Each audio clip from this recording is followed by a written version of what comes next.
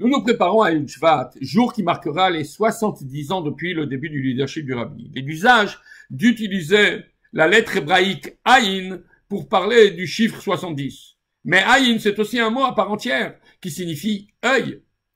Nous pouvons dire ainsi qu'au jour de Yud Shvat, du 10 Shvat de cette année, nous franchirons le seuil du 70, du Ayin, et ce sera l'entrée dans une ère où nous porterons un regard nouveau sur la création.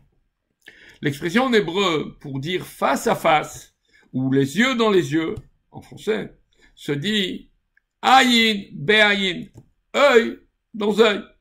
Aussi, au sujet des temps messianiques, il est dit dans la prophétie de Yeshaya, de Isaïe, car l'œil dans l'œil, ils verront le retour de Dieu à Sion.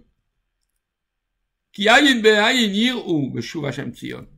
existe, en fait, différents regards sur la place de Dieu dans le monde que la Chassidoute appelle Da'at Tarton et Da'at Elion. Une connaissance, une prise de conscience inférieure et une connaissance, une prise de conscience supérieure.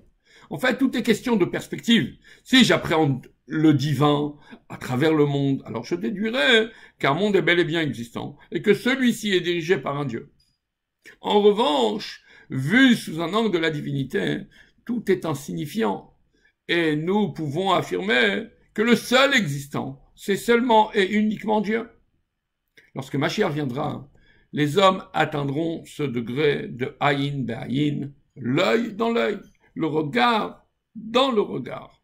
Plus qu'une perception venant d'un face-à-face, il s'agira en fait d'une capacité de voir ici-bas ce qui n'était perceptible avant que depuis l'œil d'en haut.